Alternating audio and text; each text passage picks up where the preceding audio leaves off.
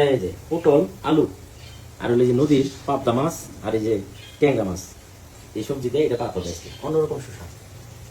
এই যে কারকল পটল আলু এই যে দিতেছি পেঁয়াজের সাথে, কারকল আলুটা একটু ভাইজে নিতেছি পেঁয়াজের সাথে, অন্যরকম স্বাদে, একদম দেশি অথেন্টিক স্বাদ। এই স্বাদ বিদেশে পাওয়া যাবে না। এই ধরনের টাটকা সবজি, যে একটা আলু, 2-3-4টা পটল আর একটা টমেটো দিয়ে দিছি। এই যে তরকারি, মাছ কি বাঁচছিলাম বাইরে রাখছিলাম, এই যে মাছ নদীর মাছ। আর হাইসেন নাকি ওই পাক দেখে, আমরা মানুষ হলো কম, সবাই থাকি বাইরে, আমরা এই 1-2 মাসের জন্য আসি দেশে, ওই হিসাবে যে আইসা নিজেরাই মিলা দিলে পাকশা করে খাওয়া যায়। এই যে অল্প, আমরা মানুষ হলো 2.5 জন। আর নাতির যে মা, নাতির মা, নাতির দাদি, এরা 2 জন হলে 1 জন, আমি একলা 1 জন, হলো 2 জন, আর নাতি হলো 2.5 জন, এই টোটাল 2.5 জন মানুষ আমরা। এই যে দুপুরে খাবো আর রাত্রে খাবো, বাস। সকালে নাস্তা আবার অন্যরকম। ভালো থাকবে সবাই, সুস্থ থাকবেন, আবার দেখা হবে। আমারই পাকাইতে হবে, আমারই খাইতে হবে।